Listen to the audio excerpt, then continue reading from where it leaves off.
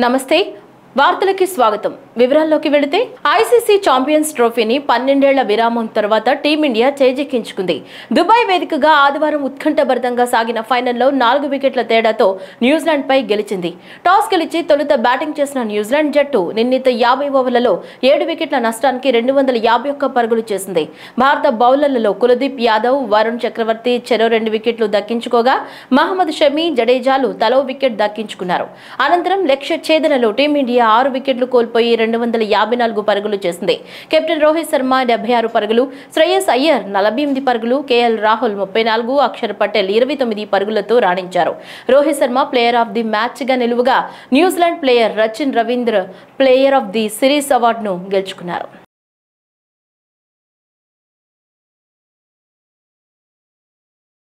ఆంధ్రప్రదేశ్ శాసనసభ బడ్జెట్ సమావేశాలు 8వ రోజు కొనసాగాయి. ఈ ఉదయం సభా కార్యకలాపాలు ప్రారంభిస్తూ శాసనసభాపతి చింతకాయల అయ్యన్న పాత్రుడు మాట్లాడుతూ గత రాత్రి జరిగిన ఛాంపియన్స్ ట్రోఫీలో ఫైనల్లో భారత క్రికెట్ జట్టు విజయం పట్ల తెలుగు ప్రజలు ఆంధ్రప్రదేశ్ శాసనసభ తరపున భారత జట్టుకు అభినందనలు తెలిపారు. ఒక్క మ్యాచ్లో కూడా ఓటమి చవిచూడకుండా ఫైనల్ చేరుకుని ట్రోఫీ గెలవటం పట్ల ఆనందంగా ఉందని పేర్కొన్నారు. ఈ సందర్భంగా కెప్టెన్ రోహిత్ శర్మకు జట్టు సభ్యులకు అభినందనలు తెలిపారు. అనంతరం సభలో ప్రశ్నోత్తరాలు చేపట్టగా పలువురు సభ్యులు అడిగిన ప్రశ్నలకు ఆయా శాఖల మంత్రులు సమాధానమిచ్చారు. Champions trophy cricket tournament cup గెలుచుకున్న భారత క్రికెట్ జట్టుకు నా తరపున, ఈ సభ తరపున, తెలుగు ప్రజల తరపున శుభాకాంక్షలు తెలియజేస్తున్నాను. మన దేశం ఈ కప్పు గెలుచుకోవడం 3వసారి. ఈ దఫా టోర్నమెంట్లో ఒక మ్యాచ్ కూడా ఓడకుండా కప్పు గెలిచినటువంటి భారత జట్టుకు, కెప్టెన్కు, జట్టు సభ్యులందరికీ కూడా మన ఆంధ్ర రాష్ట్ర అసెంబ్లీ తరఫున మన అందరం కలిసి శుభాకాంక్షలు తెలియజేస్తున్నామండి. ఆంధ్రప్రదేశ్ శాసనసభ బడ్జెట్ సమావేశాలు 8వ రోజు కొనసాగాయి. ప్రశ్నోత్తరాల సమయంలో ఫుడ్ ప్రాసెసింగ్ పాలసీ అంశంపై ఆయా సభ్యులు అడిగిన ప్రశ్నలపై పరిశ్రమలు, ఫుడ్ ప్రాసెసింగ్ శాఖ మంత్రి టీజీ భరత్ సమాధానమిచ్చారు. ఇదే అంశంపై బీజేపీ శాసనసభ్యులు ఈశ్వర్రావు, విష్ణుకుమార్ రాజు తమ ప్రశ్నలను సంధించారు. అనంతరం మంత్రి మాట్లాడుతూ ముఖ్యమంత్రి చంద్రబాబు నాయుడు 30,000 కోట్ల పెట్టుబడులు ఫుడ్ ప్రాసెసింగ్ రంగంలో పెట్టుబడులు రావాలని లక్ష్యంగా నిర్దేశించారని, ఈ ఉద్దేశంతో అత్యుత్తమ ఫుడ్ ప్రాసెసింగ్ పాలసీ ప్రభుత్వం తెచ్చిందని పేర్కొన్నారు. జూన్ 25 నుంచి అన్ని జిల్లా కేంద్రాల్లో ఫుడ్ ప్రాసెసింగ్ రంగంలో కేంద్ర రాష్ట్ర ప్రభుత్వాలు అందిస్తున్న ఇన్సెంటివ్స్ పై అవగాహన కార్యక్రమాలు నిర్వహించడానికి ప్రణాళికలు రచిస్తున్నామని పేర్కొన్నారు. ఈ 5 ఏళ్లలో టార్గెట్ చంద్రబాబు గారు, ముఖ్యమంత్రి గారు 30,000 crores ఫుడ్ ప్రాసెసింగ్ నుంచి ఇన్వెస్ట్మెంట్స్ రావాలనే ఉద్దేశంతో one of the best food processing policy మనం తేవడం జరిగింది. నేను చెప్పాను కానీ సార్, దాదాపు 16 రకాల ఇన్సెంటివ్స్ ఉన్నాయి. దాదాపు లాస్ట్ 10 yearsలో ఒక 400 crores డ్యూ ఉంది అధ్యక్ష. ఈ 400 crores కూడా ఏపీఐసి నుంచి అమౌంట్ జనరేట్ చేసి ఫస్ట్ అంటే ఎందుకంటే 400 crores కానీ క్లియర్ చేయకపోతే ఒక నమ్మకం అనేది బాగా క్రియేట్ అవుతుందని చెప్పి ఒక 1.5 monthలో ప్లాన్ చేసుకుంటున్నాము. అది వచ్చిందంటే రిలీజ్ అయితే ఫండ్స్ ఫస్ట్ ఈ ఫుడ్ ప్రాసెసింగ్లో ఉండే ఇన్సెంటివ్స్ అన్నీ క్లియర్ చేయాలనే ఉద్దేశం ఉంది. ఎందుకంటే ఇది జాబ్ జనరేషన్ చాలా ఎక్కువ ఉంటుందనే ఉద్దేశంతో అదొక ప్లాన్ ఉంది అధ్యక్ష. అలాగే సార్ చెప్పారు అవేర్నెస్ ప్రోగ్రామ్స్ తీసుకుపోవాలా, డీటెయిల్గా ఈ ఇన్సెంటివ్స్ గురించి క్లారిటీ ఫార్మర్స్కి కానీ లేకపోతే ఫుడ్ ప్రాసెసింగ్ చేసే ఇండస్ట్రీస్కి వాళ్ళకి అందరికి కూడా తెలియాలని చెప్పడం జరిగింది. అది కూడా ఖచ్చితంగా మేము మా సిఇఓ గారు మాట్లాడడం జరిగింది. జూన్ 25 లోపల అన్ని జోన్స్లో, అన్ని డిస్ట్రిక్ట్ హెడ్ క్వార్టర్స్లో ప్లాన్ చేసి బాగా అవేర్నెస్ అంటే ఇక్కడ మన స్టేట్ గవర్నమెంట్ ఇన్సెంటివ్స్ ఏమి, సెంట్రల్ గవర్నమెంట్ ఇన్సెంటివ్స్ ఏమి ఉందని చెప్పి తీసుకోపోవాలనే ఉద్దేశం ఆల్రెడీ ప్లాన్ చేయడం జరిగింది. అలాగే నేషనల్ ప్రీమియర్ ఇన్స్టిట్యూట్ వీళ్ళతో ఎంఓయూ చేశాము అధ్యక్ష. వాళ్ళు టెక్నికల్ పార్ట్నర్స్, ఎందుకంటే సభ్యులు చెప్పినట్లు వన్ ఆఫ్ ద బెస్ట్ పీపుల్ని తీసుకొని రండి, తీసుకొని వస్తే అవేర్నెస్ బాగుంటుంది, ఫుడ్ ప్రాసెసింగ్ యూనిట్స్ ఇంకా ఎక్కువ శాతం పెట్టేదానికి అవకాశం ఉంటుందన్నారు. కాబట్టి వీళ్ళతో ప్రీమియర్ ఇన్స్టిట్యూట్తో కూడా ఎంఓయూ చేసాం. అదే కాకుండా సభ్యులు ఇంకా ఎవరన్నా చెప్తే వీళ్ళు బెటర్ ఉన్నారు అని చెప్తే వాళ్ళతో కూడా మాట్లాడి గ్యారంటీ వాళ్ళతో కూడా టైఅప్ చేసుకునే దాంట్లో ఉంటామని చెప్తున్నాం. వ్యవసాయ శాఖ కీలకమైన శాఖ అని వ్యవసాయ శాఖ మంత్రి కింజారపు అచ్చెన్నాయుడు తెలిపారు. ఆయా శాఖల సభ్యుల ప్రశ్నలకు బదులిస్తూ గత 5 ఏళ్లలో అప్పటి ప్రభుత్వం కేవలం రైతులకు 7,500 మాత్రమే ఇచ్చి చేతులు దులుపుకుందన్నారు. అయితే ఈ మొత్తం సరిపోదని, ఇందుకోసమే అన్నదాత సుఖీభవ అనే కార్యక్రమం క్రింద 42 లక్షల మంది రైతులకు 20,000 రూపాయలు ఇవ్వాలని ప్రస్తుత కేంద్ర రాష్ట్ర ప్రభుత్వాలు నిర్ణయించుకున్నాయని పేర్కొన్నారు. మే నెలలో ఈ మొత్తాన్ని రైతులకు అందించేందుకు ముఖ్యమంత్రి చంద్రబాబు నాయుడు నిర్ణయం తీసుకున్నారని, వెబ్ ల్యాండ్ లో నమోదు చేసుకున్న రైతులకు ఈ మొత్తం అందించబడుతుందని అన్నారు. గత ప్రభుత్వం వ్యవసాయ శాఖకు తగిన ప్రాముఖ్యత ఇవ్వలేదని, 5 ఏళ్లలో వరదలు, విపత్తులు సంభవించాయని, కానీ సాయిల్ టెస్టింగ్, డ్రిప్ ఇరిగేషన్ వంటి కార్యక్రమాలు నిలిపివేసిందని, బీమా కంపెనీ నెలకొల్పుతామని చెప్పి రైతులకు బీమా సదుపాయం కూడా అందించలేదని వెల్లడించారు. మేనిఫెస్టోలో పెట్టాం, ఎన్నికల ప్రచారంలో చెప్పాం. కేంద్ర ప్రభుత్వం, రాష్ట్ర ప్రభుత్వం కలిసి 20,000 రూపాయలు రైతు రేపు పెట్టుబడి సాయం కింద అన్నదాత సుఖీభవలో ఇస్తామని చెప్పి స్పష్టంగా మాటించాం అధ్యక్ష. రేపు మేళంలో ఆ కార్యక్రమాన్ని అమలు చేయడానికి గౌరవ ముఖ్యమంత్రి గారు నిర్ణయం చేశారు.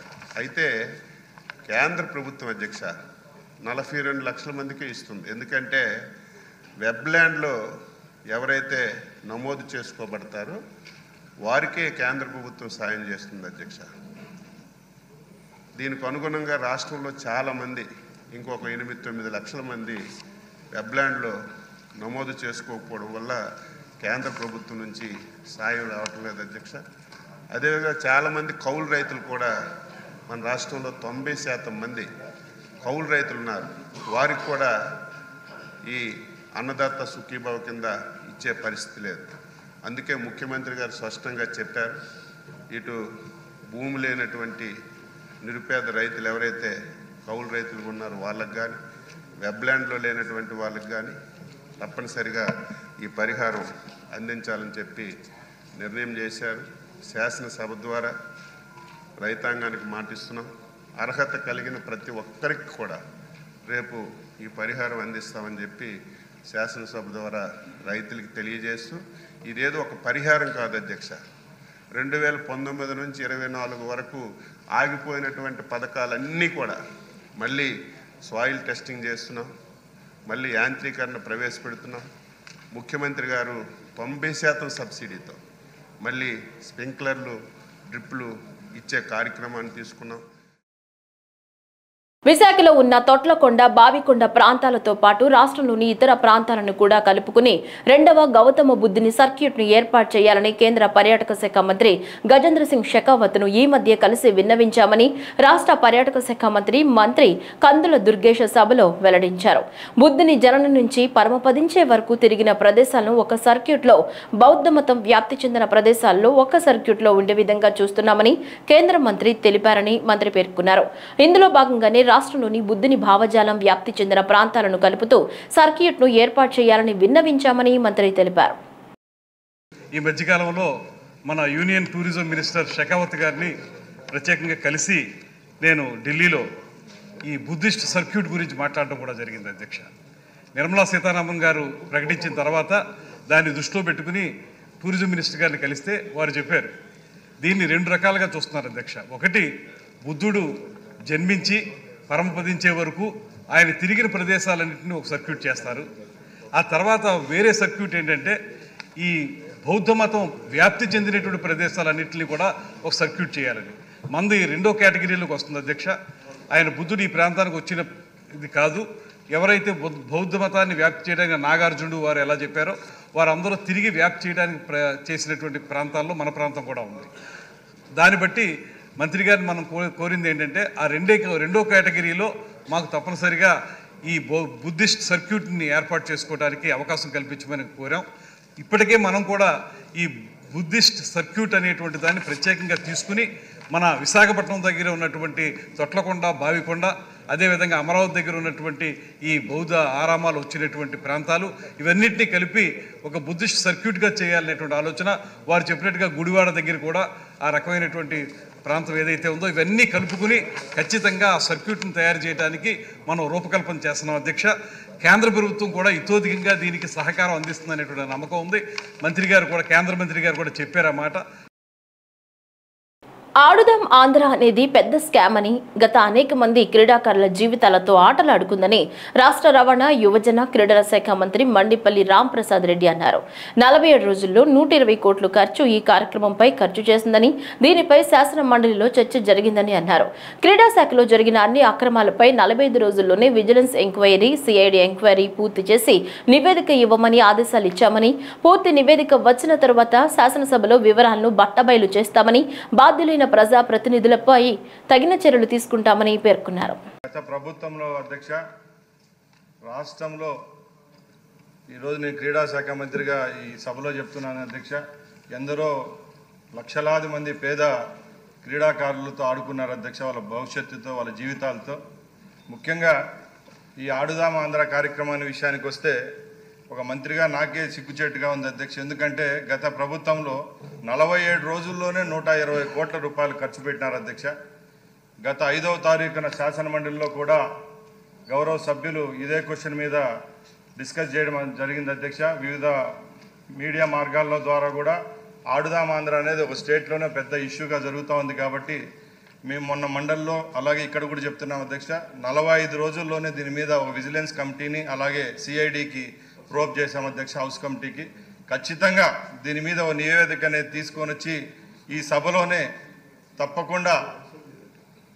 తప్పకుండా రాష్ట్రంలో గత ప్రభుత్వంలో జరిగిన స్పోర్ట్స్ విషయానికి ఆడుదాం ఆంధ్రానే కాదు, అన్ని విషయాల్లో ఏం జరిగిందో అన్ని సభ దృష్టికి తీసుకొని వచ్చి అక్కడ ఎవరైతే దోషులుగా ఉంటారో అధికారులు అయితేనే ప్రజాప్రతినిధులు తప్పకుండా వాళ్ళ పేర్లను కూడా బట్టబయలు చేసేదానికి సిద్ధంగా ఉన్నామని సభాముఖంగా తెలియజేసుకుంటున్నారు. గత వైసీపీ ప్రభుత్వం జిల్లాల విభజనను సక్రమంగా చేయకపోవటం వల్ల పలు చోట్ల ఇప్పటికీ ప్రాంతీయ విభేదాలు పొడచూపుతున్నాయని రాష్ట్ర రెవెన్యూ శాఖ మంత్రి అనగాని సత్యప్రసాద్ అన్నారు. శాసనసభలో ప్రశ్నోత్తరాల సందర్భంగా ఓ ప్రశ్నకు మంత్రి సమాధానమిస్తూ నూతనంగా ఏర్పడిన జిల్లాల కేంద్రాల్లో ఇప్పటి వరకు చాలా వాటికి సరైన ప్రభుత్వ భవనాలు లేవన్నారు. తమ ప్రభుత్వం కేంద్ర ప్రభుత్వ సాయంతో కలెక్టరేట్ కాంప్లెక్స్లు, ఆర్డీఓ, తహసీల్దార్ కార్యాలయాలు ఏర్పాటు చేయనున్నట్లు వివరించారు. 2024 అధ్యక్ష 26 జిల్లాలుగా ఈ రాష్ట్రాన్ని పునర్వించారు అధ్యక్ష. కానీ ఎక్కడ కూడా ఆలోచన చేయకుండా అధ్యక్ష ప్రాంతాల మధ్యలో విభేదాలు పెట్టే విధంగా ఎక్కడైతే జిల్లా హెడ్ క్వార్టర్ ఉండాలో అక్కడ ఉండకుండా ఎన్నో మనం చూసాం, కోనసీమలో కూడా చూసాం అధ్యక్ష. ఎక్కడ ఆలోచన లేకుండా ఎంతో గొడవ అవుతాయని చెప్పి తెలిసి కూడా వారు ఆపలేని పరిస్థితిలో ఆ రోజు విభజన చేశారు అధ్యక్ష. అయితే అధ్యక్ష ఏదైతే ఇంటిగ్రేటెడ్ కలెక్టరేట్ కాంప్లెక్స్ కావాలని చెప్పారో అధ్యక్ష, వీరు తొందరపాటుతో అప్పుడున్న ఆర్థిక పరిస్థితి కూడా ఆలోచన చేయకుండా ప్రతిపాదన అయితే పెట్టారు అధ్యక్ష. ప్రతి ఒక్క జిల్లా కేంద్రంలో గ్రౌండ్ ఫ్లోర్లో 83,177 చదరపు అడుగులతో, అలాగే మొదటి అంతస్తులో 64,521 చదరపు అడుగులతో తప్పకుండా చేసి పెడతామని చెప్పేసి 22/7/2022 తాత్కాలికమైన డిజైన్లు అందించారు అధ్యక్ష. దాని తర్వాత అధ్యక్ష ప్రతి కాంప్లెక్స్ కూడా దాదాపుగా 100 కోట్ల రూపాయలతో 2,20,000 చదరపు అడుగులతో ఒక ప్రణాళిక నిర్మాణానికి ఒక పరిపాలన అనుమతి కూడా ఇచ్చారు అధ్యక్ష. అయితే అధ్యక్ష ఏదైతే ప్రభుత్వ భూములు కావాలో అధ్యక్ష తిరుపతి, బిఆర్ అంబేద్కర్ కోనసీమ, అలాగే ఎన్టీఆర్ జిల్లా బాపట్ల తప్ప 9 దగ్గర కూడా తీసుకొచ్చినటువంటి ఇచ్చినటువంటి పరిస్థితులు మనం చూసాం అధ్యక్ష. అయితే అధ్యక్ష దీంతోపాటు 2024-25 ఏదైతే మనకి మూలధన పెట్టుబడి కోసం పేర్కొన్న ప్రత్యేకమైనటువంటి సహాయంతో కేంద్ర ప్రభుత్వ సహాయంతో అధ్యక్ష కలెక్టరేట్ కాంప్లెక్స్లు, అలాగే రెవెన్యూ డివిజన్ కార్యాలయంలో, తహసీల్దార్ కార్యాలయం కూడా మనం నిర్మిద్దామని చెప్పేసి ఒక ప్రతిపాదనతో ముందుకున్నాం అధ్యక్ష. దానికి 1434 కోట్ల రూపాయలు అవుతాయి అధ్యక్ష. ఏపీ అసెంబ్లీలో TDP senior MLA Somireddy Chandramohan Reddy ఇవాళ సొంత ప్రభుత్వాన్ని ఓ ప్రశ్నతో ఇరుకున పెట్టారు. గతంలో టీడీపీ ప్రభుత్వం రిలయన్స్ సంస్థకు భూములు కేటాయించిందని, అయితే వాటిని తీసుకున్న సంస్థ ఇప్పటి వరకు ఎలాంటి అభివృద్ధి చేయలేదని సోమిరెడ్డి తెలిపారు. ఇలా పరిశ్రమలకు కేటాయించిన భూములు ఏళ్ల తరబడి ఖాళీగా ఉండటం బాధాకరమంటూ సోమిరెడ్డి చెప్పుకొచ్చారు. తద్వారా ఈ భూముల్ని ఏదో ఒకటి చేయాలంటూ ప్రభుత్వాన్ని ఆయన కోరారు. ఒకప్పుడు థర్మల్ పవర్ ప్లాంట్ కోసం 2,600 ఎకరాలు రిలయన్స్ తీసుకోవడం జరిగింది అధ్యక్ష. అది మాకు తెలుసు. 2006-07లో జరిగింది 2,600 ఎకరాలు. అంటే ఇప్పుడు నేను అనేది ఏంటంటే ఇంచుమించు 18-19 సంవత్సరాలు అక్కడ ఆ పొలం ఖాళీగా ఉండిపోయింది అధ్యక్ష. ఎకరాకి 30,000 వేసుకున్న 2,600 ఎకరాలు, ఇంచుమించు సంవత్సరానికి ఆదాయం 30,000 వేసుకున్న 8-9 కోట్లు, ఆల్మోస్ట్ 19 years. నేనేమంటానంటే మన ఇండస్ట్రియల్ పాలసీ 2 ఏళ్ల లోపల పరిశ్రమకు భూమి కేటాయిస్తే దాంట్లో పరిశ్రమ ప్రారంభం కావాలా, వాళ్ళు ఎంత పెద్దోడైనా కాదు, 3rd year are 4th year. అటు కాకుండా ఇన్ని సంవత్సరాలు భూమిని పెట్టుకొని అక్కడ రైతు కూలీలు కడుపులు మార్చుకుంటూ ఉండటం అప్పుడు కూడా అధ్యక్ష 3 లక్షల ఎకరాకేనంటే అటు పోర్టుకు కానివ్వండి, జెన్కోకి కానివ్వండి, రిలయన్స్కి కానివ్వండి ఆల్మోస్ట్ 7,000 ఎకరాలు. 3 లక్షలు అంటే నేను ఓడిపోయి ఉన్నా పోరాడి 7,70,000 చేయించాం. ఆ రోజు వీళ్ళు మాట్లాడినారు ఈ కంపెనీల వాళ్ళు, శంషాబాద్లో వస్తుంది 7,70,000 కని, అయినా మేము రాజీ పడలే. ఆ రోజు రాజశేఖర రెడ్డి గారు ముఖ్యమంత్రిగా ఉన్నారు, ప్రభుత్వాన్ని ఒప్పించి మెప్పించి పోరాటాలు చేసాం. నేనేమంటానంటే ఇప్పుడు కూడా వీళ్ళు ఏమంటారు, 20 gigawatts wafer, 10 gigawatts cell, 5 gigawatts module in faces. తర్వాత బ్యాటరీ రిక్వైర్మెంట్ దానికి వచ్చేసి బ్యాటరీ మ్యానుఫ్యాక్చరింగ్ 15 gigawatts. వీటికి వాళ్ళు 20,000 కోట్లు పెట్టుబడి పెడతాం అంటున్నారు అధ్యక్ష. బై 2029 2029కి ఒక దాంట్లో 11,000 కోట్లు, ఒక దాంట్లో 9,000 కోట్లు. నేను కాదంటంలే. వీళ్ళు రిక్వైర్మెంట్ ఏంటంటే 2,600 ఎకరాలు ఉంది కాబట్టి ఆ 2,600 ఎకరాలు మాకు అవసరమని పెట్టారు. నేనేమంటానంటే మంత్రి గారిని, యాక్చువల్ రిక్వైర్మెంట్ 2,600 acres ఉందా, ఉంటే వెల్ అండ్ గుడ్, 20,000 కోట్లు పెట్టుబడి వస్తుంది. అయితే ఉద్యోగాలు ఏమంటారంటే 800 నుంచి 1000, 2వ యూనిట్కి బ్యాటరీ మ్యానుఫ్యాక్చరింగ్ 800 నుంచి 1000 మంది అంటున్నారు. దాంట్లో కూడా నేనేమంటానంటే స్కిల్స్, వాళ్ళకి కావాల్సిన స్కిల్స్ ఆంధ్రప్రదేశ్లో ఉన్నాయి. ఇతర దేశాల నుంచో రాష్ట్రాల నుంచో కాకుండా top priority should be given to local అనేది నేను అక్కడ చూస్తున్న పరిస్థితులు, ఆ పోర్ట్ ఏరియా ఇవన్నీ నేను చూస్తున్నా అధ్యక్ష. అనకాపల్లిలో PM schools for rising India పథకానికి 35 పాఠశాలలను ఎంపిక చేయడం పట్ల స్థానిక ఎంపీ సీఎం రమేష్ ప్రధానమంత్రి నరేంద్ర మోదీ, కేంద్ర విద్యాశాఖ మంత్రి ధర్మేంద్ర ప్రధాన్ కు ధన్యవాదాలు తెలిపారు. పార్లమెంటు బడ్జెట్ 2వ విడత సమావేశాల్లో భాగంగా లోక్సభ ప్రశ్నోత్తరాల్లో సీఎం రమేష్ మాట్లాడారు. రాష్ట్ర వ్యాప్తంగా 82 పాఠశాలలను ఎంపిక చేశారని, తొలి దశలో కొన్ని పాఠశాలలను మాత్రమే ప్రకటించారని, మిగిలిన పాఠశాలలను కూడా త్వరితగతిన ఎంపిక చేయాలన్నారు. దీనికి కేంద్ర విద్యాశాఖ సహాయ మంత్రి జయంత్ చౌదరి సమాధానమిస్తూ PM schools for rising India పథకంలో దేశవ్యాప్తంగా 14,500 పాఠశాలలను గుర్తించామన్నారు. ఈ పాఠశాలల్లో అన్ని రకాల మౌలిక సదుపాయాలను కల్పించి నూతన జాతీయ విద్యా విధానాన్ని అమలు చేయనున్నట్లు తెలిపారు. Sir, I am grateful and honorable minister for giving more than 1,000 crores in second year for Pradhan Mantri School for Raising India in Andhra Pradesh. Sir, for Pradhan Mantri School for Raising India, there is a need for additional requirements like lab technicians, computer operators, separate rooms for vocational education, teaching and learning material, sanitary pad, disposable machines, solar panels for sustainability. So, I would like to know from the Honorable Minister, will he consider providing these facilities for PM School for Raising India schools in Anakapalli, or giving recurring to grant state for 3-4 years to sustain this scheme, sir? Sir, to implement this scheme, a national school quality assessment framework is prepared, and our ministry regularly looks at, reviews the status of implementation. Total of 35 PMC schools are there in Anakapalli, and 22 metrics as per NEP are regularly tracked. Honorable ministers, honorable MPs talked about physics lab, chemistry lab. I would like to inform him that 82% coverage is in this metric, and of course, if the state sends a proposal, a firm proposal, we will follow due process. రాజధాని అమరావతిలో నిలిచిన నిర్మాణ పనులు తిరిగి ప్రారంభం కాబోతున్నాయి. దీనికి 1-2 రోజుల్లో ముహూర్తం ఖరారు చేయనున్నారు. ఈ నెల 12 నుంచి 15 లోపు పనులు ప్రారంభించనున్నారు. కార్యక్రమాన్ని అట్టహాసంగా నిర్వహించేందుకు ప్రభుత్వం ఏర్పాట్లు చేస్తోంది. అమరావతి పునర్నిర్మాణంలో భాగంగా ప్రపంచ బ్యాంక్, ఏడీబీ, హడ్కోలతో రాష్ట్రం ఒప్పందం చేసుకుంది.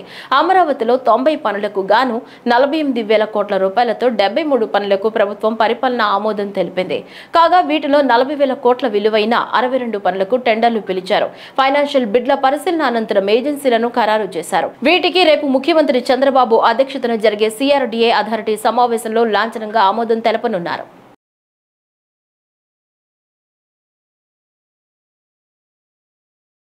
కేంద్ర ప్రభుత్వం రవాణా విషయంలో అధునాతన పోకడలను రాష్ట్రానికి చేరువ చేస్తోందని కేంద్ర గ్రామీణాభివృద్ధి కమ్యూనికేషన్ శాఖల సహాయ మంత్రి డాక్టర్ పెమ్మసాని చంద్రశేఖర్ అన్నారు. గుంటూరు నగర పరిధిలో ప్రయాణికుల కోసం 100 ఎలక్ట్రిక్ బస్సులను ఆర్టీసీకి కేటాయించింది. ఈ బస్సులకు ఛార్జింగ్, పార్కింగ్, నిర్వహణ వంటి వసతుల కోసం 5 ఎకరాల స్థలాన్ని సేకరించాలని కేంద్రం సూచించిన నేపథ్యంలో గుంటూరు ఆర్టీసీ బస్టాండ్ను మంత్రి సందర్శించారు. ఈ సందర్భంగా ఆయన మాట్లాడుతూ గుంటూరు నగరానికి కేటాయించిన బస్సులు పూర్తి ఎయిర్ కండిషన్ బస్సులని, వీటికి 200 కిలోమీటర్లు నడిచే సామర్థ్యం ఉంటుందని తెలిపారు. గుంటూరు ఆర్టీసీ బస్టాండ్ 20 ఎకరాల్లో ఉందని, దానిలో 5 ఎకరాలు మాత్రమే వినియోగంలో ఉండగా మిగిలిన స్థలాన్ని మరింత లాభదాయకంగా వినియోగించే విధంగా ప్రణాళికలు రూపొందించనున్నామని మంత్రి వివరించారు. కేంద్ర ప్రభుత్వ పథకం ద్వారా ప్రతి మేజర్ సిటీకి ఎలక్ట్రిక్ బస్సులు ఇచ్చేటువంటి పరిస్థితి ఉంది. మన గుంటూరుకి 100 ఎలక్ట్రిక్ బస్సెస్ శాంక్షన్ అయినాయి. మంగళగిరికి వేరు, ఒక గుంటూరు ప్రాంతానికి 100 ఎలక్ట్రిక్ బస్సెస్. ఇది కంప్లీట్ గా ఎయిర్ కండిషన్డ్ 200 కిలోమీటర్స్ వరకు వెళ్ళొచ్చేటువంటి సౌకర్యం, మోడర్న్ బస్సెస్. ఇది పీపీపీ మోడ్లో సెంట్రల్ గవర్నమెంట్ వయబిలిటీ గ్యాప్ ఇచ్చి ఒక్కొక్క కిలోమీటర్కి దాదాపుగా అప్రాక్సిమేట్గా ఒక 25 రూపాయలు ఎక్కడైతే డెఫిసిట్ పడుతుందో అది సెంట్రల్ గవర్నమెంట్ పే చేస్తుంది. ఎలక్ట్రిక్ ఇన్ఫ్రాస్ట్రక్చర్ 100 బస్సెస్కి వాళ్ళు 5 ఎకర్స్లో ఛార్జింగ్ స్టేషన్స్ ఇవన్నీ పెట్టమని చెప్పి, అవన్నీ ఉంటే కానీ 100 ఎలక్ట్రిక్ బస్సెస్ వచ్చేటువంటి పరిస్థితి లేదు. సరే, ఈ స్కీమ్ వచ్చింది, మనకి ఎట్లా చేయాలని యాక్చువల్గా నిన్న నారాయణ గారితో, ఆర్టీసీ అధికారులతోటి, అదేవిధంగా ఎలక్ట్రిక్ డిపార్ట్మెంట్ వాళ్ళని నిన్న ఆల్రెడీ ఒక రివ్యూ తీసుకున్నాను నేను. మేమేమనుకుంటున్నామంటే ఈ 5 ఎకరాల ఎలక్ట్రిక్ బస్సెస్కు పోగా మిగిలిన 15 ఎకరాలను ఏ విధంగా దీన్ని మోడర్నైజ్ చేసి ఈ గరాజులని, ఎందుకంటే గుంటూరు సిటీకి అవతల కూడా ఆర్టీసీ వారికి ల్యాండ్ ఉంది, వీటిని అక్కడ పెట్టి దీన్ని ఏమన్నా చేసి ఆర్టీసీకి ఆదాయం పెరిగే విధంగా. ఎందుకంటే ఈరోజు 50 లక్షలు వస్తుంది నెలకి రెవెన్యూ. 20 ఎకరాల సైట్ ఉంటే, అంటే 5 ఎకరాలు దానికి పోతే 15 ఎకరాల సైట్ ఉంటే మామూలుగా మీరు కమర్షియల్ ఎవరికన్నా ఇస్తే మాల్స్ కట్టి అవి కట్టి కొన్ని కోట్ల రూపాయల ఆదాయం వచ్చేటువంటి అవకాశం. సో వీటన్నిటిని ఏ విధంగా ప్లాన్ చేయాలి అని చెప్పి ఈ రివ్యూ ఈ రోజు తిరగడం జరిగింది. స్టేషన్లు అనేవి పేదవాళ్ళు వచ్చేటువంటిది, ఇది కంపల్సరీగా ఒక చక్కగా ఉండాల్సిన పరిస్థితి. ప్రయాణం కొంచెం ఆలస్యమైనా ఒక రెస్టారెంట్లో మంచి భోజనం తినాలనుకున్నా, లేకపోతే ఏమన్నా వస్తువులు కొనుక్కోవాలనుకున్నా, టాయిలెట్స్ క్లీన్ గా ఉండే విధంగా, ఈ విధంగా అన్ని సౌకర్యాలు ఉండే విధంగా ఇంకా మంచిగా మోడర్న్ గా ప్లాన్ చేయాలనేది ఒక ఆలోచన. ఈ నెల 14న పిఠాపురంలో నిర్వహించనున్న జనసేన పార్టీ ఆవిర్భావ దినోత్సవ వేడుకను విజయవంతం చేసేందుకు కార్యకర్తలు కృషి చేయాలని రాష్ట్ర పౌర సరఫరాల శాఖ మంత్రి నాదెండ్ల మనోహర్ అన్నారు. డాక్టర్ బిఆర్ అంబేద్కర్ కోనసీమ జిల్లా అమలాపురంలో జరిగిన జనసేన విస్తృత స్థాయి సమావేశంలో మనోహర్ పాల్గొన్నారు. ఈ సందర్భంగా ఆయన మాట్లాడుతూ జనసేన పార్టీని గ్రామ స్థాయి నుంచి పటిష్టం చేసేందుకు అధినేత పవన్ కళ్యాణ్ నిరంతరం పనిచేస్తున్నారన్నారు. రానున్న స్థానిక సంస్థల ఎన్నికల్లో పార్టీ కార్యకర్తలకు తగిన అవకాశాలు కల్పిస్తామన్నారు.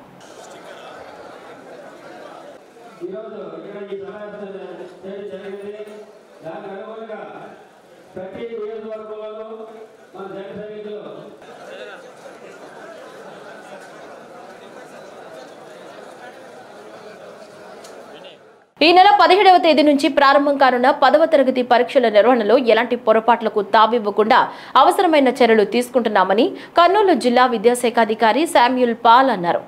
ఆయన మాట్లాడుతూ జిల్లా వ్యాప్తంగా 172 కేంద్రాలలో 40,776 మంది విద్యార్థులు 10వ తరగతి పరీక్షలకు హాజరవుతారన్నారు. విద్యార్థులకు అవసరమైన మౌలిక సదుపాయాలు, రవాణా సదుపాయాలు ఏర్పాట్లకు చర్యలు తీసుకుంటున్నట్లు ఆయన వివరించారు. ఈ సంవత్సరం ఎస్ఎస్సి పబ్లిక్ ఎగ్జామినేషన్స్ మార్చి 2025 గాను మరి పరీక్ష నిర్వహణ విషయమైనటువంటి అనేక రకమైనటువంటి చర్యలను ఇంతవరకు చేపట్టడం జరిగింది. ఈ పరీక్షలు మన కర్నూలు జిల్లాలో మొత్తం మన జిల్లాలో 517 స్కూల్స్ ఉన్నాయి. అందులో 40,776 మంది పిల్లలు 10th క్లాస్ పరీక్షలు రాయబోతున్నారు. రెగ్యులర్ క్యాండిడేట్స్ 31,000, మరి ప్రైవేట్ క్యాండిడేట్స్ 7,000, మరి ఓపెన్ స్కూల్ క్యాండిడేట్లు 2,300 మంది ఉన్నాయి. 40,000 మంది పిల్లలు పరీక్ష రాయటకు మన జిల్లాలో 172 పరీక్షా కేంద్రాలను ఏర్పాటు చేయడం జరిగింది. దానిలో ఏ సెంటర్ అనేది 92, బి సెంటర్ అనేది 64, సి సెంటర్ అనేది 16 సెంటర్లు ఏర్పరచడం జరిగింది. ఏ సెంటర్ అంటే అవి 5 కిలోమీటర్ల లోపల ఉన్నటువంటి సెంటర్లు, బి సెంటర్లు అంటే 5 నుంచి 8 వరకు, సి సెంటర్ అంటే 8 పైన దూరం ఉన్నటువంటి కిలోమీటర్లు. అలాగే డిపార్ట్మెంట్ ఆఫీసర్స్ని 172 మందిని మేము అపాయింట్ చేయడం జరిగింది. అలాగే ఇన్విజిలేటర్స్ను కూడా మొత్తం మన జిల్లాలో 172 సెంటర్లకు 1800 మంది ఇన్విజిలేటర్లను మేము అపాయింట్ చేయడం జరిగింది. అలాగే మన జిల్లాలో గత కొన్ని సంవత్సరాల నుంచి ప్రాబ్లమాటిక్ సెంటర్స్ అని ఒక 8 సెంటర్లు గుర్తించబడ్డాయి. పిల్లలు ఏ ఊరి నుంచి అయితే వస్తున్నారో ఆ ఊరికి నుంచి బస్సులు కూడా ఒక గంట ముందర ఎగ్జామినేషన్కు రాయడానికి ముందరగా మరి పరీక్ష రాసిన తర్వాత మరి 1 నుంచి బస్సులు ఉండేటట్లు కూడా ఏర్పాటు చేయడం జరిగింది. పరీక్షల సమయంలో వాళ్ళు స్ట్రెస్కు లోను కావడం, సైకలాజికల్ డిప్రెషన్ లోను కావడం, ఆ విధంగా ఫెయింట్ అయి పడిపోవడం వంటి పరిస్థితులు ఉంటాయి. కాబట్టి మొబైల్ వ్యాన్ పెట్టి వాట్సాప్ గ్రూప్ ద్వారా ప్రతి సెంటర్కి తెలియపరచమని చెప్పడం జరిగింది. అలాగే మన జిల్లాకు క్వశ్చన్ పేపర్లు 9వ తారీఖు ఈ నెల 10వ తారీఖు వస్తాయి. 9వ తారీఖు వచ్చిన క్వశ్చన్ పేపర్లు 10వ తారీఖు డిస్పాచ్ చేస్తాం. 10 వచ్చిన క్వశ్చన్ పేపర్లను మనం 11వ తారీఖు డిస్పాచ్ చేస్తాం. స్పాట్ వాల్యుయేషన్ అనేది 10th class spot valuation క్రెడో school Tandrapadu దగ్గర ఏర్పాటు చేయడం జరిగింది. ఎమ్మెల్సీ పదవిపై పిఠాపురం మాజీ ఎమ్మెల్యే వర్మ కామెంట్స్ చేశారు. ఈ సందర్భంగా సోమవారం ఆయన కాకినాడలో మీడియాతో మాట్లాడారు. చంద్రబాబుతో తన ప్రయాణం 23 ఏళ్లుగా కొనసాగుతోందన్నారు. పదవి రానంత మాత్రాన బాధపడనని, తనకు న్యాయం చేయడానికి చంద్రబాబు ఎప్పుడూ ప్రయత్నిస్తారని ఆశాభావం వ్యక్తం చేశారు. కొన్ని సమీకరణాల వలన ఈసారి పదవి ఇవ్వలేకపోయి ఉండవచ్చని, పిఠాపురం ప్రజలకు నిరంతరం అందుబాటులో ఉండి సేవ చేస్తున్నారని, ఈ అవకాశమే తనకు పెద్ద పదవని అన్నారు. ముఖ్యమంత్రి చంద్రబాబు ఆశీస్సులు తనకు ఎప్పుడూ ఉంటాయని, ఎన్నికలప్పుడు కూటమి నిర్ణయానికి కట్టుబడి తనతో సహా తన భార్య, పిల్లలు కష్టపడి పనిచేశామని వర్మ వ్యాఖ్యానించారు. కొన్ని ఇబ్బందులు ఉంటాయి మన అధ్యక్షుడు. మనం ఒకరికి జడ్పీటీసీ ఇవ్వాలంటేనే మల్లగొల్లాలు పడతాం. అంచేత రాష్ట్ర వ్యాప్తంగా చేసేటప్పుడు కొన్ని ఇబ్బందులు ఉంటాయి, కొన్ని ఆలోచనలు ఉంటాయి, కొన్ని అడ్డంకులు ఉంటాయి. ఇవన్నీ కూడా రాష్ట్ర అధ్యక్షుడు పడి కష్టం మనం కూడా గుర్తించాలి, చంద్రబాబు నాయుడు గారికి సహకరించాలి. అంచేత మనందరం కూడా ఎటువంటి మనకు బోర్డు భవిష్యత్తు ఉంది. మన పార్టీ వేళ 15-20 సంవత్సరాల పైన అధికారంలో ఉంటుంది. పెద్ద నాయకత్వంలోని, అదేవిధంగా లోకేష్ గారి నాయకత్వంలోని పార్టీ పరుగులు పడుతూ ఉంటుంది. చేత దయచేసి మనందరం కూడా ఎప్పుడు పార్టీకి అండగా, చంద్రబాబుకి అండగా, భవిష్యత్ రథసారథి లోకేష్కి అండగా మనందరం ఉండాలని మీ అందరినీ కూడా మనస్ఫూర్తిగా కోరుకుంటూ జై వర్మ, జై తెలుగుదేశం, జై తెలుగుదేశం, చంద్రబాబు నాయకత్వం, లోకేష్ గారి నాయకత్వం, వర్మ గారి నాయకత్వం. ఓకే. గాజువాక కోడలిలో విశాఖ స్టీల్ ప్లాంట్ అఖిలపక్ష కాంట్రాక్ట్ కార్మిక సంఘం ఆధ్వర్యంలో మహాధర్నా నిర్వహించారు. స్టీల్ ప్లాంట్లో సుమారు 900 మంది కాంట్రాక్ట్ కార్మికులను అక్రమంగా తొలగించడాన్ని నిరసిస్తూ ప్లకార్డులతో నినదించారు. యాజమాన్యం నిబంధనల్ని తుంగలో తొక్కి కార్మికులను రాత్రికి రాత్రి విధుల నుంచి తొలగిస్తూ నిర్ణయాలు తీసుకుంటుందని, దీన్ని తీవ్రంగా ప్రతిఘటిస్తున్నట్లు నేతలు స్పష్టం చేశారు. యాజమాన్యం తీరు మార్చుకొని పక్షంలో ఉక్కును స్తంభింపచేయడానికి కూడా వెనుకాడేది లేదని, ఆందోళన తీవ్రతరం చేస్తామని వీరు హెచ్చరించారు. ఎలాంటి అవాంఛనీయ సంఘటనలు జరగకుండా గాజువాక పోలీసులు గట్టి బందోబస్తు నిర్వహించి డ్రోన్ సాయంతో నిరసనను చిత్రీకరించారు. పోరాటం ఇది పోరాటంగా తీర్చిదిద్దే సిపిఎం పార్టీ పొగరించుతో ఉండి ఇంతవరకు చేయవలసిన కార్యక్రమం చేస్తా ఉంది. కేంద్ర ప్రభుత్వం గత రాష్ట్ర ప్రభుత్వం, ఈ రాష్ట్ర ప్రభుత్వం కూడా కేంద్ర ప్రభుత్వం ఒత్తాసపడుతుంటే, వాళ్ళు అడుగును మొదలుపెడుతుంటే ఇది సరికాదని చెప్పి వాళ్ళని నిరసించి ప్రజల ముందు బోర్లో పెట్టి మన రూట్లోకి వచ్చేదాని కోసం కార్యక్రమం చేస్తా ఉన్నాం. కానీ మరోసారి మేము విజ్ఞప్తి చేస్తున్నాం మిత్రులారా, ఈరోజు వైజాగ్ స్టీల్ ప్లాంట్ ప్రభుత్వ రంగంలో నిలిపేయడం కోసం గత 4 సంవత్సరాలుగా మనం పోరాటం చేస్తున్నాం కాబట్టి ఆగింది. ఇదే కీలకం గమనించండి. పోరాటమే లేకపోతే, ఉద్యమే లేకపోతే సంవత్సరంలోనే వైజాగ్ స్టీల్ ప్లాంట్ ప్రయోజనం పోయేది.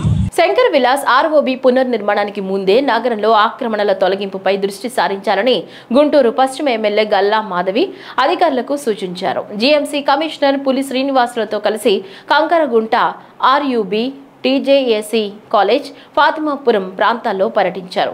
నగరానికి ప్రధాన వారధి శంకర్ విలాస్ ఫ్లైఓవర్ అని, పనులు జరిగే సమయంలో వాహనాలు మళ్లిస్తే ఇబ్బంది లేకుండా చూడాలన్నారు.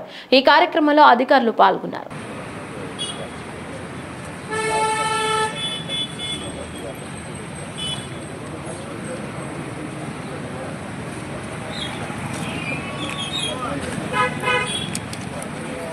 మాజీ మంత్రి బీఆర్ఎస్ వర్కింగ్ ప్రెసిడెంట్ కేటీఆర్ పై ఏపీ టీడీపీ నేత మాజీ ఎమ్మెల్సీ బుద్దా వెంకన్న మండిపడ్డారు. తెలంగాణ ప్రజలు బీఆర్ఎస్ కు బుద్ధి చెప్పినా కేటీఆర్ వెకిలి మాటలు చేష్టలు మారలేదని, ఇప్పటికైనా నోరు అదుపులో ఉంటే మంచిదన్నారు. గతంలో కేసీఆర్ కూడా ఇలా నోరు పారేసుకున్నారని, అందుకే తెలంగాణ ప్రజలు బుద్ధి చెప్పారని ధ్వజమెత్తారు. కేటీఆర్ ఎన్నికలకు ముందు చంద్రబాబు అరెస్టు సమయంలో వెకిలిగా ఏదేదో మాట్లాడారని, ఆందోళనలు పక్క రాష్ట్రంలో చేసుకోండి అన్నందుకు మీ ప్రభుత్వం కుప్పకూలిపోయింది, మీ పార్టీ తుడిచిపెట్టుకుపోవడానికి కేటీఆర్ వెకిలి మాటలే కారణమంటూ ఘాటుగా స్పందించారు. తెలంగాణలో బీఆర్ఎస్ కు దిక్కు లేదని, అలాంటప్పుడు ఏపీ గురించి మాట్లాడడం విడ్డూరంగా ఉందన్నారు. చంద్రబాబు గారు దెబ్బతో ప్రభుత్వం పడిపోయినా ఇంకా ఎకిలి మాటలు ఎకిలి చేష్టలు పోలా. గత తెలంగాణలో ఎన్నికల ముందు చంద్రబాబు గారిని అరెస్ట్ అయితే అక్కడ కార్యక్రమాలు చేస్తుంటే ఆ కార్యక్రమాలని అడ్డుకొని ఎకిలిగా మాట్లాడినటువంటి కేటీఆర్ ఈ రాష్ట్రంలో కాదు పక్క రాష్ట్రంలో చేసుకోండి అని ఒకే ఒక్క మాటకి నీ ప్రభుత్వం కుప్ప కూలిపోయింది. ఖమ్మం జిల్లాలో కానీ మహబూబ్నగర్ జిల్లాలో కానీ అలాగే ఆంధ్రాకి బార్డర్ అయినటువంటి నల్గొండ జిల్లాలో కానీ నీ పార్టీ తుడిచిపెట్టుకుపోవడానికి ముఖ్య కారణం చంద్రబాబు నాయుడు గారి మీద ఎకిలిగా మాట్లాడటమే కేటీఆర్. అలాగే నీ తండ్రి ఒకసారి చంద్రబాబు నాయుడికి హిందీ భాష రాదు, ఇంగ్లీష్ బాగా రాదు అని మాట్లాడాడు. చంద్రబాబు నాయుడు కటౌట్ చాలు, భారతదేశం కాదు ప్రపంచ దేశాల్లో చంద్రబాబు నాయుడు గారి కటౌట్ చాలు. ఇప్పుడు ఇవన్నీ ఎందుకు చెప్తున్నానంటే, మొన్న పెట్టుబడుల గురించి మాట్లాడుతూ నువ్వు ఆఖరికి ఆంధ్రప్రదేశ్కు కూడా వచ్చినాయి కానీ ఇక్కడికి రాలేదన్నావు. ఆఖరికి ఆంధ్రప్రదేశ్ ఏంటి? భారతదేశంలో తమిళనాడుకి చెన్నై ఉంది, తెలంగాణకి హైదరాబాద్ ఉంది, పశ్చిమ బెంగాల్కి కలకత్తా ఉంది, మహారాష్ట్రకి ముంబై ఉంది, కర్ణాటకకి బెంగళూరు ఉంది. కానీ ఆంధ్రప్రదేశ్కి చంద్రబాబు నాయుడు అనే బ్రాండ్ ఉంది. విజయవాడ పశ్చిమ నియోజకవర్గంలోని గత సంవత్సరం వరద బాధితుల ఉపాధికి అండగా సుజనా ఫౌండేషన్ ద్వారా నగదు మరియు యంత్ర సహాయం ఎమ్మెల్యే సుజనా చౌదరి చేతుల మీదుగా జరిగింది. 57 మంది బాధితులకు 30,86,450 రూపాయల విలువ గల నగదు చెక్కుల పంపిణీ చేశారు. 4గురికి అధునాతన విద్యుత్ కుట్టు యంత్రాలు అందించారు. ఈ సందర్భంగా మాట్లాడుతూ ఎన్నికల ఫలితాలు ప్రకటించిన మన్నాటి నుంచి ప్రజల సమస్యలు తెలుసుకుని పరిష్కారం చేస్తున్నామన్నారు. విద్యార్థుల భవిష్యత్ కోసం విజయ దీపం, సీడ్స్ తదితర సంస్థలతో సుజనా ఫౌండేషన్ పనిచేస్తోందని, నియోజకవర్గంలో అర్హులను గుర్తించి ముఖ్యమంత్రి సహాయ నిధి ద్వారా సహాయం అందిస్తున్నామన్నారు. ఓటు వేసిన వారు వేయని వారు అయినా సమస్యలు ఉంటే మా కార్యాలయంలో సంప్రదిస్తే కేంద్ర రాష్ట్ర ప్రభుత్వాల ద్వారా ప్రయత్న లోపం లేకుండా పరిష్కరిస్తామన్నారు. ఉగాది తర్వాత భారీ మాస్టర్ ప్లాన్తో దుర్గగుడి అభివృద్ధి చేపట్టనున్నట్లు సుజనా చౌదరి వెల్లడించారు.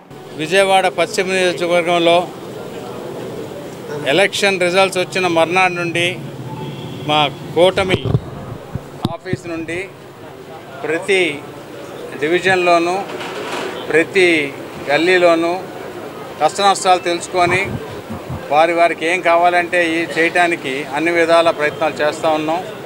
అనేక స్కీమ్స్లో ఆరోగ్యం సైడ్ కానీ విద్యా సైడ్ కానీ తర్వాత ఇప్పుడు ప్రస్తుతానికి విద్యార్థులకి భవిష్యత్తు ఎలా ఉండాలి అనే దాని మీద కూడా విజయ దీపం అని ఇంకొక సీట్స్ అని 3-4 ఆర్గనైజేషన్స్ సుజనా ఫౌండేషన్ వాళ్ళ ద్వారా చేపిస్తూ ఉన్నాం.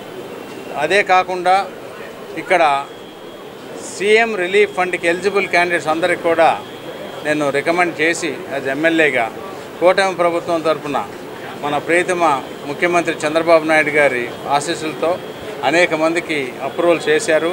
వారిలో ఒక 5గురికి రోజు చెక్కులు కూడా ఇవ్వడం జరిగింది. ఇది కాక మళ్ళీ వరదల్లో కొంతమందికి మిషన్స్ కుట్టు మిషన్లు పాడైనాయి అని కంప్లైంట్ చేస్తే లోగడ రోటరీ వారి సహకారంతో సుజనా ఫౌండేషన్ వారు ఏర్పరిచిన కార్యక్రమం ద్వారా సుమారుగా 100 మిషన్లు ఇవ్వడం జరిగింది. ఆ తర్వాత వీళ్ళు వరదల్లో మిషన్లు పాడైనాయి అంటే ఈరోజు కూడా ఒక 5 మిషన్లు ఇచ్చాం.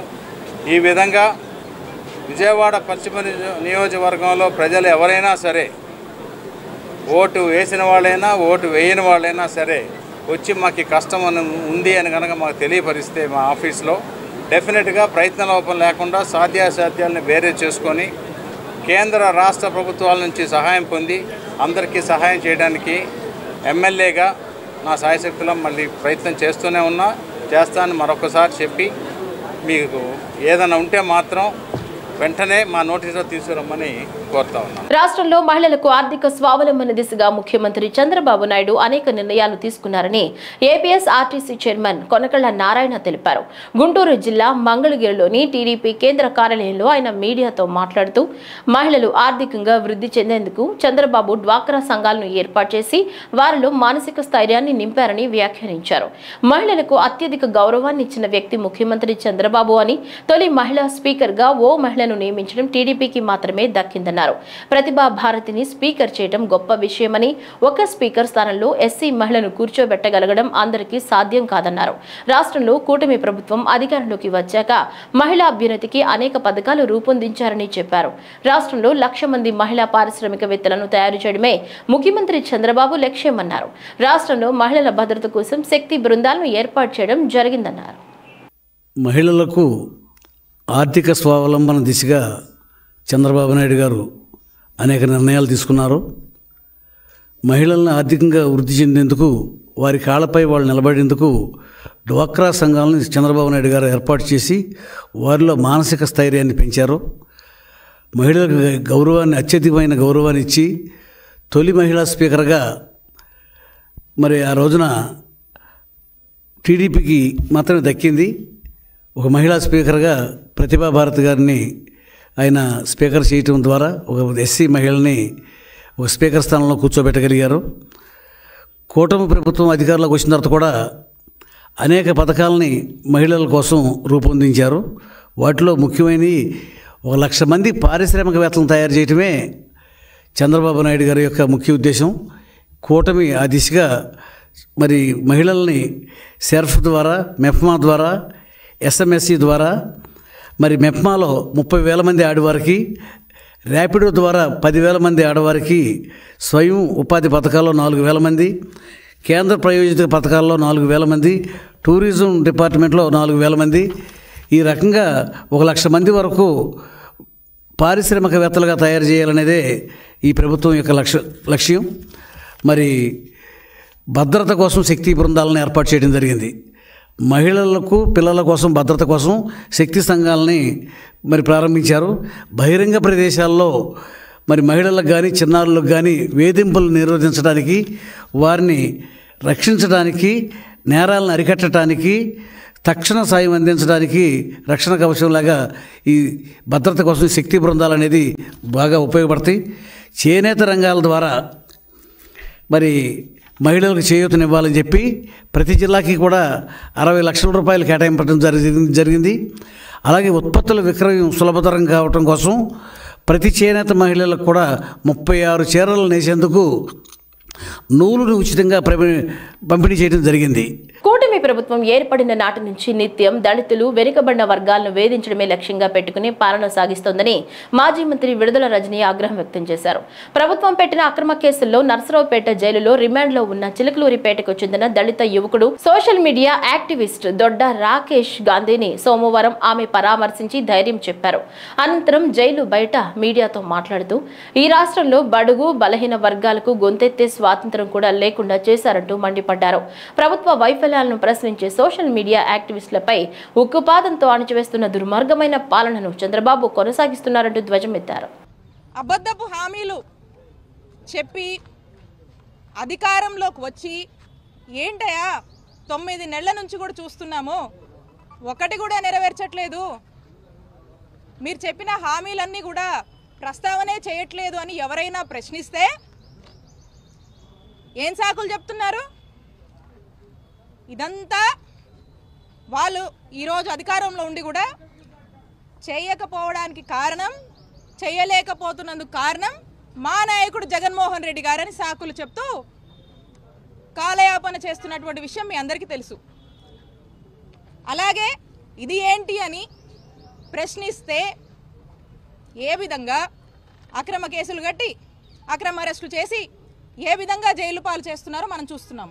ఈరోజు మా చిలకలూరుపేట నియోజకవర్గానికి సంబంధించినటువంటి YSR Congress party social media activist అయినటువంటి దళిత ముద్దుబిడ్డ మా రాకేష్ని ఏ విధంగా అక్రమ కేసులు పెట్టి జైలుకి ఈడ్చారు అనేది మీరు చూస్తూ ఉన్నారు. దాని గురించి నేను వివరంగా చెప్తా. రాకేష్ని వారి కుటుంబ సభ్యులతో పాటు మా నియోజకవర్గ సభ్యులందరూ కూడా ఈ రోజున పరామర్శించడానికి రావడం జరిగింది. రాకేష్కి ధైర్యం కూడా చెప్పడం జరిగింది. ఒక్కసారి మనం ఏ విధంగా కూటమి ప్రభుత్వం వచ్చాక చక్కటి అందమైన కట్టుకథల్ని ఏ విధంగా అల్లి అక్రమ కేసులు పెట్టి జైళ్ల పాలు చేస్తున్నారని చూస్తే ఈ రాష్ట్రంలోనే ఈ రాకేష్ అరెస్ట్ కానీ రాకేష్ని జైల్లో పెట్టడం అనేది ఒక కేస్ స్టడీ అనేది మనం చూడొచ్చు. హిందువులపై జరుగుతున్న దాడులకు వ్యతిరేకంగా బాపట్ల పాత బస్టాండ్ సెంటర్ వద్ద హిందూ చైతన్య వేదిక జై శ్రీరామ్ అనే నినాదంతో బాపట్ల పాత బస్టాండ్ సెంటర్ మారుమ్రోగింది. ఈ కార్యక్రమంలో నాయకులు పాల్గొన్నారు. 4వ తేదీ అన్నమయ్య జిల్లా రాయచోట్లో ఏదైతే హిందూ ఉత్సవం మీద వీరభద్ర స్వామి పార్వేట ఉత్సవం మీద ముస్లింలు దాడి చేశారో ఆ సంఘటనలో ఎవరైతే దోషులు ఉన్నారో వాళ్ళని అరెస్ట్ చేయకుండా ఎవరైతే స్వామి ఉత్సవంలో పాల్గొన్నారో 12 మంది హిందువుల్ని విచక్షణారహితంగా కొట్టి మహిళల్ని కొట్టి వృద్ధులను కూడా లాఠీ చార్జీలో గాయపరిచి వాళ్ళందరూ కూడా సబ్ జైలు తరలించడం జరిగింది. ఎవరైతే హిందువులు సబ్ జైలు తరలించారో వాళ్ళని ఇమ్మీడియట్గా విడుదల చేయాలి. ఎవరైతే రాళ్ళు వేసి ఎస్పీ గారి మీద చెప్పులు వేశారో వాళ్ళని ఈ రోజు వరకు అరెస్ట్ చేయలేదు. మీకు వాళ్ళని పట్టుకోవడం తెలియకపోతే మేము తప్పనిసరిగా మా యొక్క ఉన్న కార్యకర్తల ద్వారా మేము వాళ్ళు ఎక్కడెక్కడ ఉన్నారనేది వెతికి పట్టించి మీకు ఇవ్వగలుగుతాము. కాబట్టి ఎవరైతే దోషులు ఉన్నారో వాళ్ళని వెంటనే శిక్షించాలి. ఇటువంటి మరలా పునరావృతం కాకుండా ప్రభుత్వం దీని మీద దృష్టి పెట్టి ప్రత్యేకంగా హిందూ ర్యాలీల మీద మాత్రమే ఎందుకు దాడులు జరుగుతున్నాయి, మిగతా మతాలు వాళ్ళ మీద ఎందుకు జరగట్లేదు? ఎందుకంటే హిందువులు శాంతి కాముకులు కాబట్టి ఏ మతం మీద దాడి చేయట్లేదు. వీళ్ళు చేసుకునే ఉత్సవాల మీద ముస్లిమ్స్ కానీ దాడి చేస్తున్నారు. కాబట్టి వాళ్ళని అటువంటి చర్యలు రాకుండా ముందుగానే అరెస్ట్ చేయడం కానీ వాళ్ళని అదుపులో తీసుకోవడం కానీ చేసి ఇటువంటి దాడులు మరలా జరగకుండా ప్రభుత్వం చేయాలని ఈరోజు చంద్రబాబు నాయుడు గారికి, పవన్ కళ్యాణ్ గారికి కలెక్టర్ గారి ద్వారా మేము మెమోరాండం ఇస్తున్నాం. మన హిందూ ధర్మంలో ప్రపంచంలో లేని శక్తివంతమైన దేవతలు ఈ భూమి మీద పుట్టారు. గుర్తుపెట్టుకోండి. కాళీ దగ్గర నుండి అతి ధనాన్నిచ్చే కమలాత్మిక దాకా అలాంటి వంశంలో పుట్టిన హిందువులు మనం. ఇంతకు ముందు కూడా చంద్రబాబు నాయుడు ఆంధ్రప్రదేశ్ సీఎంగా ఉండి 2002లో మసీదులో బాంబులు పెట్టిన దీన్దార్ అంజుమాన్ సంస్థ వాళ్ళు పెడితే ఆర్ఎస్ఎస్ హిందూ పరిషత్ బజరంగ దళ వాళ్ళు పెట్టారు అని మాట్లాడిన గుడ్డివాడు మన రాష్ట్ర ముఖ్యమంత్రి. ఇవాళ కూడా ఇదే పరిస్థితిలో హిందూ సంఘాల మీద అడిగినందుకు హిందూ సంఘాలను ప్రశ్నిస్తూ హిందూ సంఘాల నాయకులు జైల్లో పెడుతున్నారు. ఈ కళ్ళకి కట్టిన గుడ్డి ధృతరాష్ట్రుడి యొక్క గుడ్డని బయటికి తీసి కళ్ళు తెరిచి హిందూ సమాజం వైపు చూడు. దేశంలో అనేక రకాలుగా హిందువుల మీద దాడులు చేస్తున్నారు. ముస్లిం సమాజం ఈదికే పత్తర జవాబు దాలింగే, కత్తితో కత్తే సమాధానం చెప్తుంది. మాటకి మాట సమాధానం కాదు. మహారాష్ట్రలో ఏదైతే సాధువుల మీద దాడి జరిగిందో దానికి ప్రతీకారం 6 నెలల క్రితం హిందూ సమాజం సమాధానం చెప్పింది బాల్ ఠాకరే అనే ఒక బలమైన హిందువుకి. అలాంటి కుటుంబం నుండి సమాధానం చెప్పారు. ఇవాళ ఫ్యాస్ట్ అయిపోయింది హిందువుల మీద దాడులు చేయటం. గుర్తు పెట్టుకోండి, ఇంతకు ముందున్న సీఎం కూడా ఇలాగే ప్రవర్తించాడు. రథాలు తగలబెట్టి గుళ్ళు పగలగొట్టి అదే కర్మ నీకు కూడా పడుతుంది. గుర్తు పెట్టుకోండి. ఈ వార్తలు ఇంతటితో సమాప్తం. నమస్కారం.